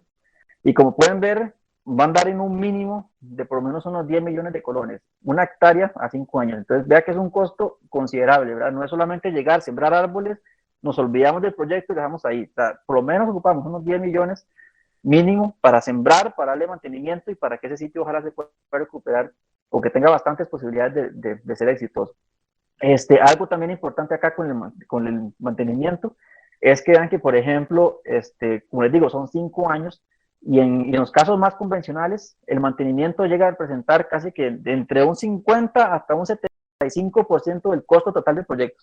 Entonces, a pesar de que las plantas, conseguirlas es bastante caro, porque son plantas grandes, ¿verdad? De 1,5 metros, que cada una puede valer hasta 5,000 o 10,000, 15,000 colones, es una inversión importante, pero vean que aún así el mantenimiento va a representar casi que hasta un 50-75% de todo lo que tengo que invertir, para que vean lo importante que es este rubro dentro de un plan de rehabilitación, ¿verdad? Y a veces es el que menos tomamos en cuenta. Y algo también que vimos es que, por ejemplo, cuando utilizamos mallas, antimaleza o sombra artificial, esto reduce hasta un 80% el mantenimiento. Entonces vimos que hay que hacer una inversión alta al principio para, por ejemplo, comprar la malla, que la hacemos en las islas o las plantaciones que nosotros vamos a recuperar. Entonces, al principio es una inversión más alta, pero luego se reduce mucho el mantenimiento y casi que el costo final llega a ser como la mitad de las otras estrategias convencionales. Y por convencional me refiero a igual, cortar zacate, sembrar y luego dar mantenimiento mes a mes. Entonces es una alternativa que puede ser bastante viable a la hora de ahorrar recursos. Como les comentaba, la participación social es vital. Si involucramos a las comunidades, como de nuevo, es difícil, es muy difícil hacerlo, es más fácil decirlo que hacerlo, pero entre más logremos involucrarlos hasta el nivel que podamos, ya sea a nivel consultativo, a nivel participativo, que tomen decisiones, etcétera, entre mejor lo hagamos, vamos a tener proyectos con mayor apropiación, que van a ser más sostenibles porque hay más, la misma comunidad se va a interesar, va a cuidar, va a vigilar y eso va a ayudar mucho al proyecto e incluso podemos contar con recursos para nuestro proyecto a largo plazo que nos puede servir bastante, entonces siempre lo recomendamos. Y bueno, ya para finalizar, quería dejarles pues unas imágenes tristes para resaltar lo difícil que es este tema realmente manejarlo. Y es que, bueno, justamente hace una semana vimos 2 sitios que fueron lamentablemente afectados por incendios que son ocasionados por quemas ilegales. Y esta es una foto del 22 de febrero en Atillo 2. Es una zona, se les conoce como charrales, pero son zonas que tienen una combinación entre regeneración natural, pero también tienen mucho zacate elefante. Y como les digo, este zacate elefante es lo que propicia que se propaguen los fuegos y lamentablemente esto termina en la afectación de un montón de fauna. Aquí cuando pasa un incendio, vos visitas el sitio y lo que ves son un montón de insectos, un montón de tortugas, un montón de serpientes, un montón de animales que lamentablemente no logran escapar del fuego. Perdés un montón de hábitat y si tienes plantaciones las puedes perder completamente, o sea, en una tarde puedes perder toda la inversión. Entonces es un problema que realmente es muy vigente y es problemático. O sea, no es que por quitarle el zacate ya no van a haber incendios. O sea, siempre van a haber quemas ilegales y siempre pueden haber incendios, pero créame que la velocidad que la que se propaga un incendio, si tenemos un bosque premontano, así tenemos, por ejemplo, una zona de zacatal, es completamente abismal la diferencia que hay. O sea, el zacate realmente lo va a propiciar muchísimo más rápido y la intervención que puede llegar a ser un equipo de bomberos va a ser muchísimo más inefectiva porque realmente es muy rápido lo que se propaga con los vientos el zacate elefante. Entonces, si tenemos bosques, el nivel de respuesta que podemos tener es muchísimo más efectivo. Y bueno, eso fue en Atillo y lamentablemente en este sitio que les compartí mucho, que es en la finca Esquivel, en la Ruca, donde también tenemos una de nuestras plantaciones, ahí también hubo un incendio el jueves anterior. Y bueno, esta es una foto de cómo era antes. Y bueno, para el jueves hubo un incendio en la mañana y prácticamente quedó así todo el sitio. Entonces es una afectación también bastante desgarradora. A mí me dolió muchísimo porque perdimos varios de los árboles que habíamos sembrado y es que es un tema bastante difícil de manejar cuando tenés esta problemática social, pero también nos alerta de lo complejo que es tratar un proyecto de rehabilitación ecológica. No es tan fácil como simplemente, como les digo, no es solamente sembrar árboles, no es sembrar árboles y mantenerlos, sino que esto es un reflejo de que ocupamos mucho más, de que la rehabilitación ecológica necesita toda una intervención a nivel socioeconómico y a nivel ambiental, y que son cosas que realmente son necesarias. Lo que les decía, todos los problemas ambientales son originados por el ser humano, prácticamente todos. Entonces, en cualquier proyecto de rehabilitación, si no trabajamos la parte humana, que es la que genera la perturbación, en este caso los incendios, ninguno de nuestros proyectos van a ser sostenibles. ¿Por qué? Porque no importa cuántas veces yo recupere este bosque, si yo no trabajo el tema de los incendios, ese bosque nunca va a ser sostenible a través del tiempo, siempre va a estar afectado y siempre va a depender de nosotros. Entonces, hasta que yo no trabaje la parte social, este problema no se va a erradicar. Entonces, aquí, esto lo que lo demuestra es, por un lado, es de que con apoyo comunal eso se puede evitar mucho por el tema de vigilancia, pero que también hay personas que dicen que esto se genera, como se dice de forma despectiva, por indigentes, que al final son personas de la calle, y es cierto que son incendios ocasionados, ya sea accidentales o a veces con mala intención, pero más allá de eso, el tema de las personas sin hogar es que nos recuerda que aquí hay un tema de desigualdad social, hay un tema de marginación, hay un tema de que a veces nos preocupamos mucho por cosas ambientales y nunca trabajamos en estas problemáticas que ocupan también una solución. O sea, son personas que por temas de drogadicción, que por temas de marginación, que por la misma desigualdad terminaron en estas condiciones, y hasta que no trabajemos esto, no podemos al final evitar ese tipo de incidentes que tienen un enorme impacto a nivel ambiental y a nivel social y en todos los niveles prácticamente. Entonces, por eso la rehabilitación siempre a nivel social tiene un montón de retos que nunca se pueden dejar de lado. Entonces, no es fácil. Si me preguntan en este momento, no sé realmente cómo trabajar un tema tan difícil como este tema de las personas sin hogar, pero lo que sí es cierto es que ocupamos definitivamente ideas más integrales, ideas innovadoras para poder realmente por fin solucionar estos espacios. Al final también reconocer que son ecosistemas urbanos y que es la apropiación de estos lugares lo que va a ocasionar que este tipo de problemas sigan sucediendo.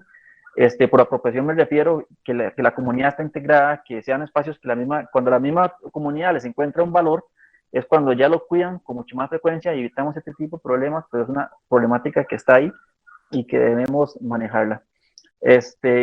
Aquí lo último que se ve es el montón de urbanizaciones que están alrededor de un incendio y que son un riesgo también para todas las personas. De hecho, acá en este sitio lo que sucedió, parte de nosotros teníamos unas barreras cortafuego en el sitio para evitar la afectación por el fuego, pero lamentablemente había tanto viento y por supuesto cuando llegaron los bomberos, la prioridad pues es primero la vida humana, ¿verdad? Conservar que no se vaya el fuego hacia las urbanizaciones, también conservar el bosque. Entonces, eso propició que el mismo fuego lo fueran desplazando hacia el zacate y hacia la plantación. Entonces, lamentablemente, muchos de los árboles que nosotros teníamos plantados al final no lograron sobrevivir. Y bueno, fue bastante duro para nosotros por ese sentido. Entonces, nos recuerda que todavía queda mucho por trabajar. Por fortuna, sí logramos prevenir mucho impacto. El tener el zacate corto, el sembrar árboles que son muy altos, ¿verdad? Que ya tienen por lo menos 1,5 metros, más el mantenimiento que estamos dando periódicamente, y por un lado también la barrera, pues sí ayudó bastante y no hubo una pérdida total, sino que muchos arbolitos por dicha se salvaron. Entonces fue dentro de lo positivo que podemos rescatar y lo importante que es hacer actividades que de alguna manera mitiguen el impacto. Pero bueno, ahí nos va a quedar mucho trabajo por delante. Entonces, bueno, ya para cerrar, con algo positivo, el proyecto continúa, nosotros estamos trabajando, seguimos, bueno, una pasante ahorita nos va a colaborar con otras actividades y cualquier persona que esté interesada, pues seguiremos sembrando, seguiremos dando mantenimiento y ahí nos pueden contactar, ahí es mi correo y con mucho gusto cualquier consulta ahí podemos atendernos o se puede integrar al proyecto, nos pueden colaborar y ahí vamos a estar con este proyecto de manejo de zacate elefante. Entonces, bueno, sin más y esperar que no se haya hecho tan larga la charla, espero que haya sido bastante provechosa y hay que pendiente cualquier consulta o comentario que tengan. Muchas gracias, Josie. Pasamos a la segunda parte de la sesión, que sería tener propiamente las consultas que han estado, bueno, solicitando por acá. Bueno, ahí fui montando una lista en base a cómo fueron haciendo las preguntas para ir dando la palabra, como dije anteriormente. Y el primero en la lista tenemos a Josué Arce. Entonces, Josué Arce, te puedes poner el micrófono y hacer la consulta directamente al compañero Listo. Adelante. Buenas noches, ¿me escuchan? Te escuchamos, ¿sí? Sí. Ok, perfecto. Muchas gracias, Josie, muchas gracias, Desarrollo Urbano. Yo tenía varias consultas, entonces voy a ir leyendo el asunto que por acá para ver. Lo primero era, bueno, que el método que usaban para generar sombra artificial, que ahí vi que no sé si era un plástico o un tipo de tela. Entonces esa sería la primera. Sí, nosotros estamos utilizando el plástico porque es más resistente. Bueno, algo también que quería resaltar es por ejemplo, lo que nosotros hemos visto con el plástico, que se me olvidó comentarlo, es que, por ejemplo, lo colocamos en un sitio. Después, al pasar como 4 meses, ahí vimos que el zacate no solo deja de crecer, sino que incluso a nivel subterráneo como que se limita bastante el crecimiento. Entonces, una alternativa, porque yo sé que esto para algunas personas es algo importante, de que utilizamos mucho plástico y eso puede generar pues contaminación al final. Las alternativas que nosotros recomendamos con el plástico es hacerlo en islas donde nosotros podamos utilizar un plástico limitado y lo vamos rotando para no llenar todo el terreno de plástico, pero también hemos visto que, por ejemplo, si vos pones plástico en época seca y luego cuando llega la época lluviosa lo quitas, el zacate crece muchísimo más lento que si no hubieras usado plástico del todo. Entonces también sirve como para irlo rotando poco a poco. De telas no conozco qué tanto funcionan, sí he visto los cartones que dicen que les ha funcionado también relativamente bien, entonces no sé otro material aparte de esos dos, no lo hemos probado qué tan efectivo podría ser, pero sí usamos principalmente, nosotros usamos ese de plástico porque es más resistente. Bueno, la segunda era, bueno, creo que esto ya lo contestó usted, era qué plantas o árboles en general, forrajes o arbustos son los que más han usado plantado y cuáles les funcionaron mejor para variar un poco el zacate, pero creo que usted ya lo dijo, son los que generaban tal vez más sombra. Sí, bueno, Eh, hay algunas especies específicas que hemos visto que tienen mejor rendimiento que otras, pero ese es mi caso específico de nosotros. Por ejemplo, nos ha servido bastante bien el gallinazo porque crece muy rápido. El indio desnudo, el guarumo también, el targuá porque crece muy rápido, pero también, por ejemplo, sembramos indio desnudo y el indio desnudo es tolerante al fuego, entonces también muchos de los que sobrevivieron fueron indios desnudos o guarumos, entonces también por ahí nos sirvieron. El orito también, pero como les digo, esto va a variar mucho en cada sitio y en cada suelo. Entonces, lo importante es tener como un buen ecosistema de referencia y ver qué árboles crecen naturalmente en la zona.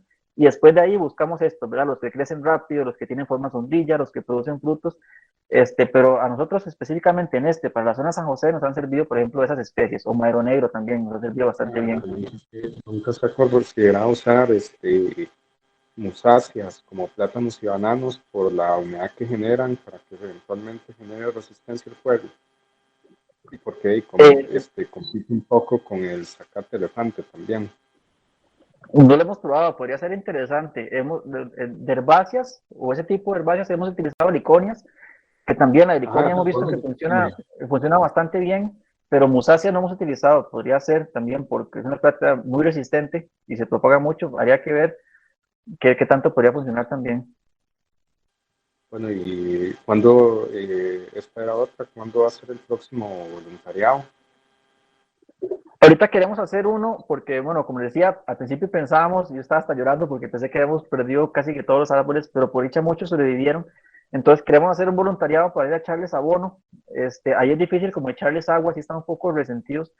Tal vez ver cómo se les puede echar un poquito de agua, pero principalmente, bueno, es que el acceso es difícil, pero queremos hacer uno en este mes de marzo para echarles abono y luego ya en lo que es mayo, junio, Es julio, toda la complicado época de usar el colectas, agua del mismo río.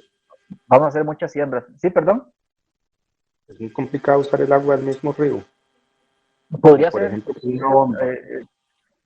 esa sería una opción, porque de igual son árboles que están acostumbrados a suelos relativamente degradados y el río no está o no se ve visualmente tan contaminado, y yo lo he pensado.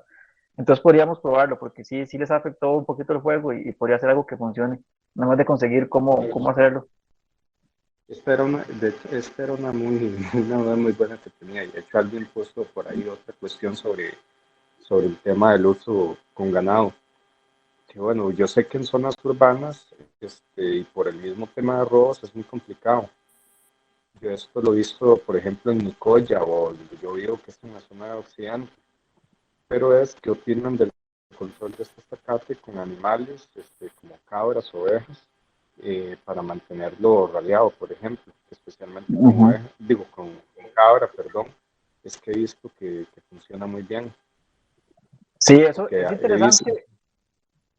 Yo creo que es interesante hacer la valoración, porque hay otro tipo de inversión, ¿verdad? No solo el tema de introducir el ganado, y por ejemplo las cabras que se usan, pero digamos, al final tiene que hacer otra inversión uno a nivel de hacer cuadrantes, bueno, por ejemplo, poner como con madera o algo para proteger bien los arbolitos, porque al final el ganado no discrimina y se va a comer tanto las plántulas como el zacate, o puede ralear las mismas ramas que alcanza por encima de los árboles. Entonces, puede haber un impacto ahí que hay que buscar cómo minimizarlo o la misma compactación del suelo, pero sí, sí es visto que se ha utilizado efectivamente en algunos lugares, entonces habrá que ver el tema de costos-beneficios dependiendo del lugar. y la última sería, bueno, y ahí el tema de costos que han tenido, por ejemplo, con las plantas que algunas que he comprado han salido un poco caras. Entonces era si han considerado, por ejemplo, aliarse con otras ONG o movimientos o municipalidades o instituciones, para acceder a plántulas gratuitas y darles a ustedes, por ejemplo, un tiempo de engorde o crecimiento para posteriormente sembrarlas. Sí, eso siempre que se puede es una alternativa viable. Lamentablemente, porque si hacemos consultas cuando hay donaciones de árboles, pero, por ejemplo, cuando es, por ejemplo, el ICE, que muchas veces regala muchísimos árboles, la mayoría son estas plantulitas que son muy pequeñitas, ¿verdad? Que Sí, venden muy, en bolsas. muy Y eso pequeñitos. sí, tiene muy pocas probabilidades, pero sí hay municipalidades que Decía tienen como, viveros por muy ejemplo, buenos. si, Ah, o sea, más bien mi pregunta ya en el sentido de que es si, por ejemplo, yo con el IFE, yo otras veces he obtenido plántulas, que son una ONG, pero, por ejemplo, son muy pequeñas. Entonces, más bien la ujú. pregunta iba como en el sentido de que si ustedes las obtuvieran y podrían tener la posibilidad de tenerlas en algún lugar para dejarlas en engorde o crecimiento. Ajá, ajá. Sí, si tuviéramos recursos, algún día, ojalá podamos implementar algo parecido, porque sí es algo que funcionaría bastante bien, pero sí, también implica otro tipo de inversión, pero sí es una alternativa que ojalá algún día también podamos implementar, porque sí, sí nos ayudaría mucho. Y bueno, nada más dejarles tal vez bueno, yo creo que en algún otro momento han tenido contacto conmigo, de que yo sí mantengo un poquito de germinación y árboles en crecimiento. No, no los tengo tan grandes, siempre como 1 metro, pero sí unos tal vez 50 centímetros. Y que si en algún momento tienen recursos para recoger árboles, yo les podría donar. Muchísimas gracias. No sé si hay como un Y chat o bastante algo para variada, nosotros. especialmente de zona alta, pero en general de diversa variedad. Ah, buenísimo. Sí, no, le agradezco un montón. No tengo su contacto, no sé si lo puedes dejar por el correo, si lo notaste por ahí o... En el correo y el número puede ser en el chat. Ajá, en el chat, exactamente. Y ya Alonso me lo puede compartir. Le agradezco un montón, sí, muchísimas gracias.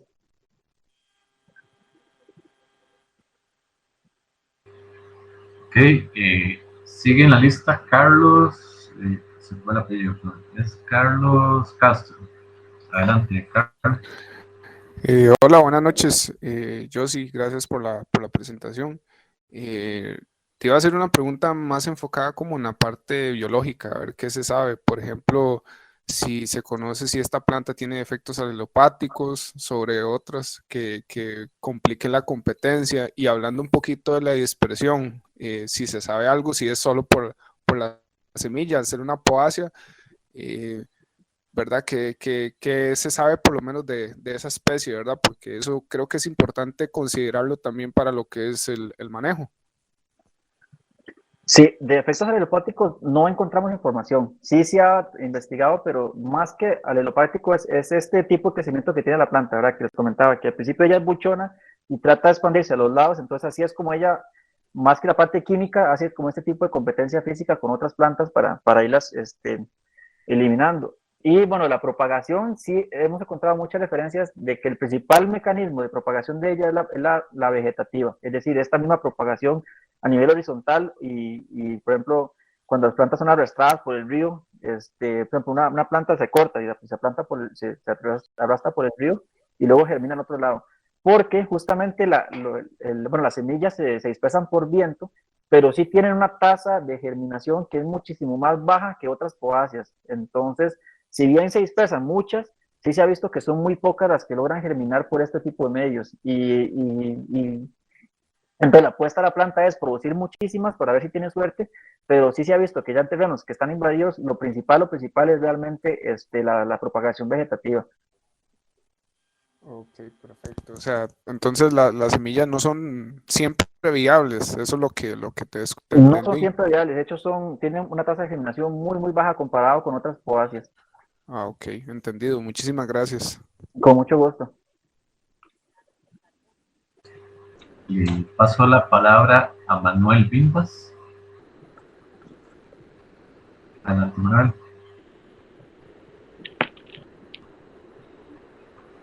Si todavía estás por ahí. Sí, buenas noches. Mi nombre es Manuel Vindas.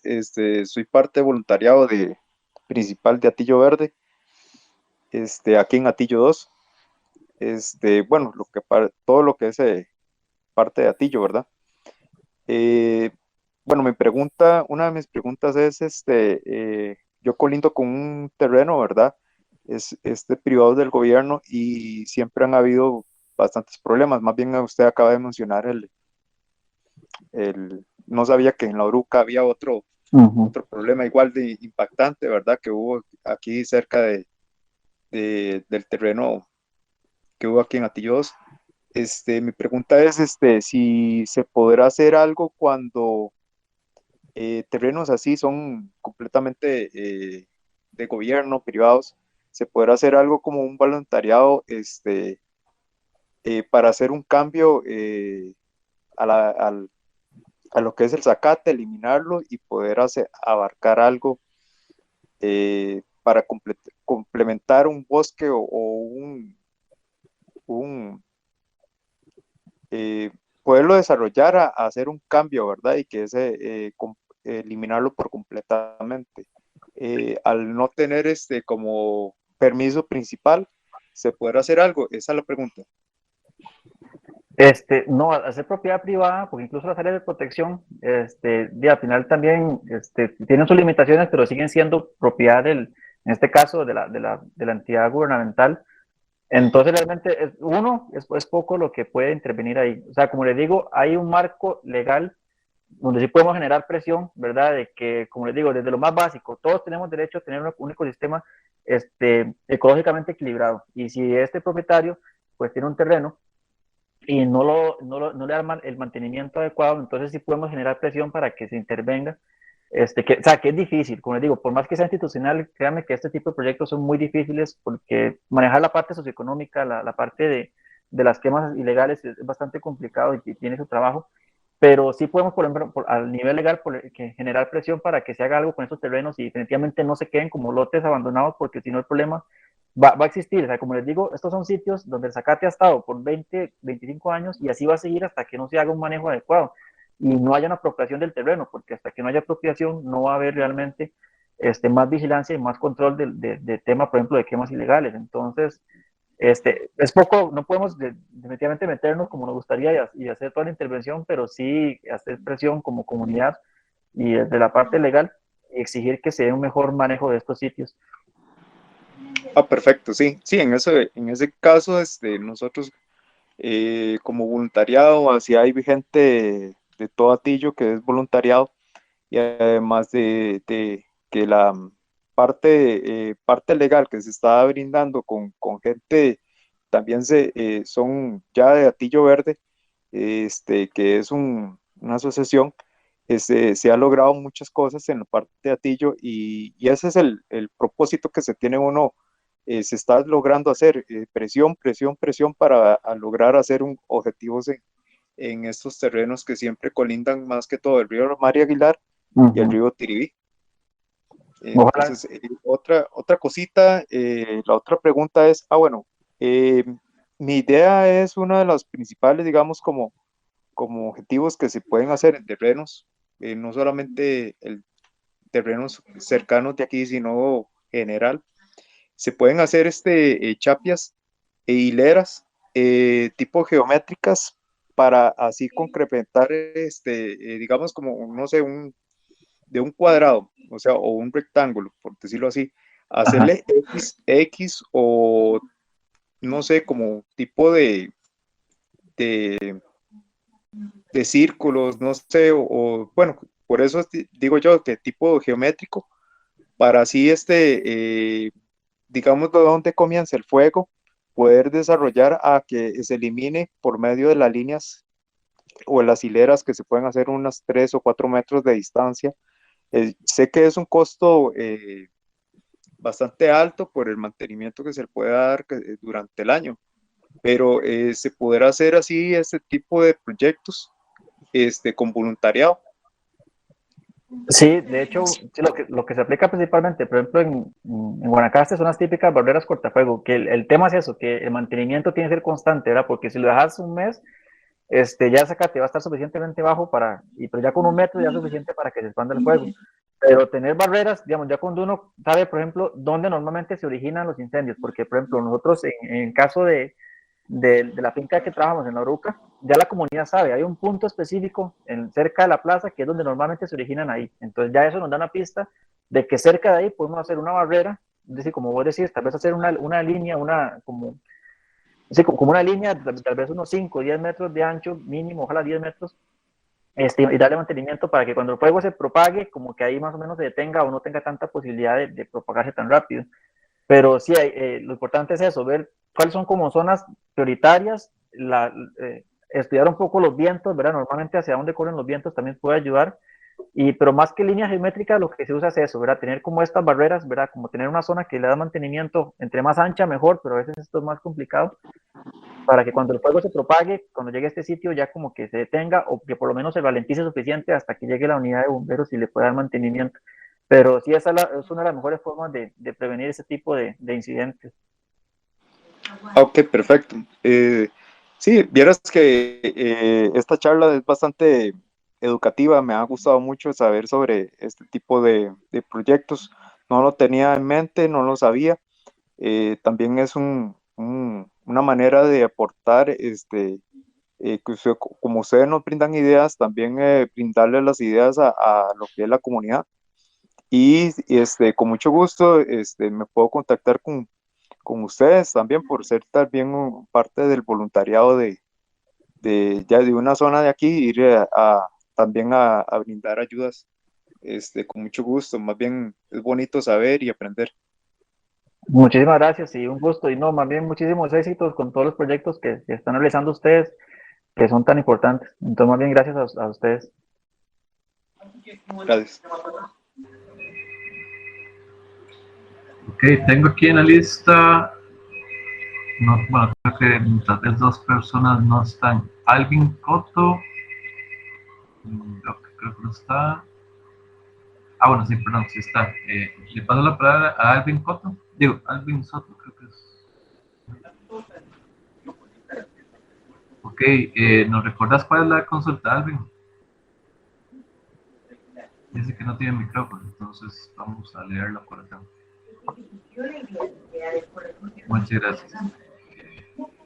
Comenta, bueno, que si ha encontrado otras especies invasivas que puedan llegar a causar o que estén causando impactos negativos similares. De hecho, el zacate siempre se combina con otras especies de poáceas. El zacate elefante es la más dominante, pero hay otros zacate estrella y otros que ahorita no recuerdo los nombres científicos, de hecho se mencionan en el documento del protocolo, pero hay otras también poáceas que se comportan parecido, que tienen, que tienen efectos principales. Yo creo que principalmente son como las poáceas. El bambú gigante, que creo que es otra que también puede ser hasta más difícil de manejar, es menos invasiva, se propaga menos, pero los sitios que están invadidos por este bambú gigante son muchísimo más complicados por el crecimiento y por lo masivo que es la especie, pero también es otra que se ha usado mucho para tapar el río, para que no lo veamos, y también tiene un efecto parecido en que va desplazando el bosque y que tiene poco, más allá de controlar muy bien la erosión del suelo, tiene pocos beneficios, servicios ecosistémicos.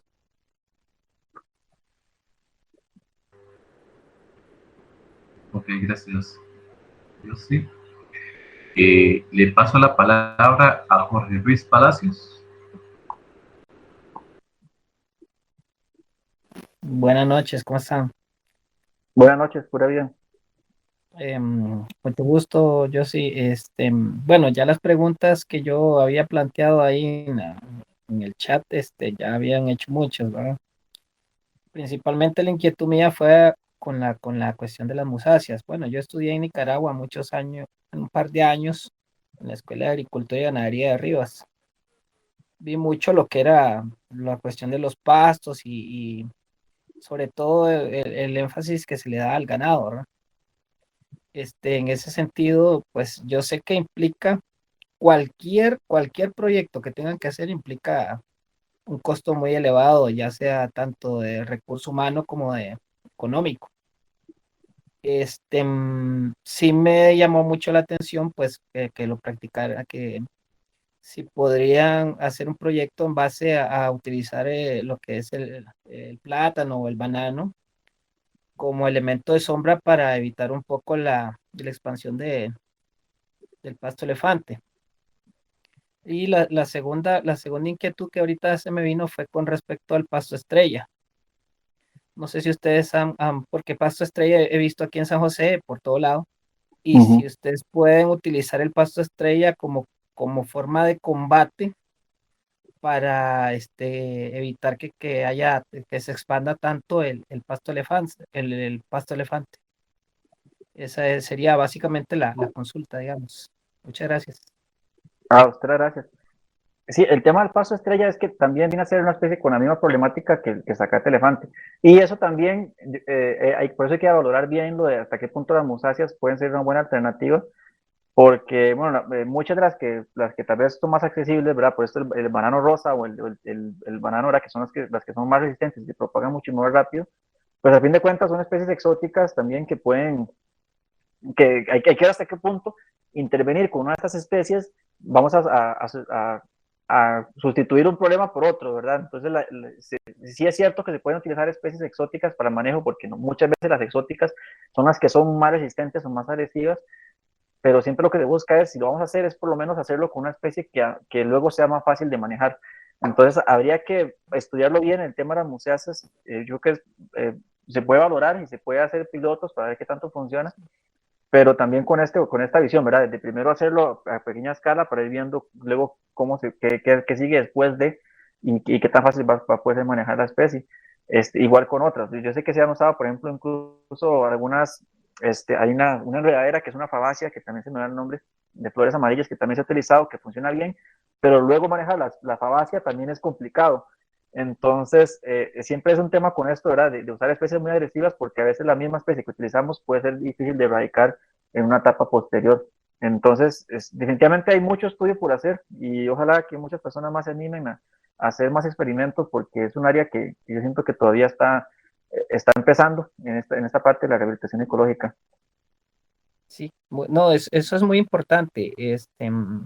cualquier variante o variable que se vaya a realizar, igual implicar pues un análisis, ¿verdad? Porque igual se va a Exacto. afectar de una u otra forma el suelo, se va a afectar Ujú. la flora, la fauna, todo se va a afectar.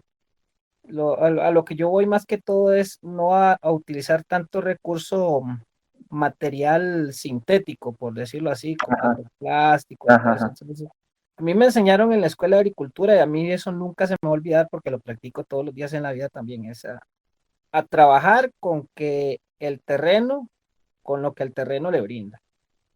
Entonces ahí es donde yo voy, yo en eso sí estoy muy de acuerdo contigo en lo que Ujú, vos decís que hay que analizar el lugar, hay que hacer muestras, hay que hacer un análisis profundo de todo, ¿verdad? Del tipo de suelo, de la pendiente del terreno, ujú. eh, todo lo que es la flora, la fauna, todo lo que hasta de las piedras que hay, se tiene que analizar todo porque hay todo sirve, digamos, Sí, todo sirve. Y lo exacto. otro, pues es, sí. No, ahora que mencionas eso justamente, de trabajar con lo que el terreno me brinda, me parece que es una frase sumamente valiosa, porque es algo que se me olvidó mencionar que en el diagnóstico que puede ser también muy, muy útil, y nosotros de hecho lo utilizamos. Por ejemplo, cuando hicimos el diagnóstico en ese terreno de la Bruca, cuando fuimos al sitio, nosotros vimos que, por ejemplo, en el zacate, lo que más crecía por regeneración natural era madero negro, guachipelín, poró y guerilla. Entonces ya sabemos que son plantas que son suficientemente agresivas para competir con el zacate en esas condiciones. Entonces solamente es de considerar eso en ese diagnóstico, ya sabemos que a la hora de sembrar pueden ser especies perfectamente prioritarias porque ya sabemos que en esas condiciones van a competir muy bien, que lo están haciendo naturalmente. Entonces lo reforzamos, ya ahí nos va a dar una enorme ventaja. Entonces eso que mencionas de incluir eso en el diagnóstico, de ver qué está creciendo ahí, ¿verdad? ¿Qué podemos utilizar en el mismo terreno a nuestro favor? Es también muy, muy importante a la hora de plantear un proyecto y hay información muy valiosa que en el diagnóstico podemos compilar y después aprovechar. Sí, muchas gracias. Ojalá pronto podamos coincidir en una, en un proyecto voluntariado ahí para platicar un poco acerca de eso y conocer un poco más del proyecto que se está llevando, porque sí es muy interesante para mí todo eso del manejo no solo el pasto elefante, porque no solo el Ujú. pasto elefante es el que está en San José, sino de muchas otras especies que hay también en el terreno que uno tiene que lidiar, Ujú. ¿verdad? Muchas gracias. A usted las gracias. Gracias, Jorge. Nada más nos queda una persona en lista y ya luego iremos haciendo cierre. Le paso la palabra a Sol Fernández. Sí, buenas noches, Josie. Gracias por la conferencia.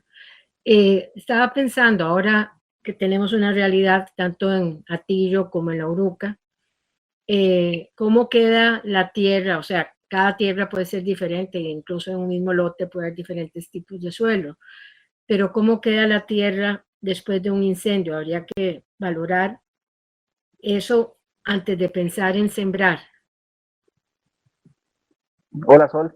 Hola. Sí, definitivamente eso es un mito, ¿verdad? Que a veces que tenemos muchos, que se dice que más bien los incendios son buenos para darle más nutrientes al suelo, pero es un mito.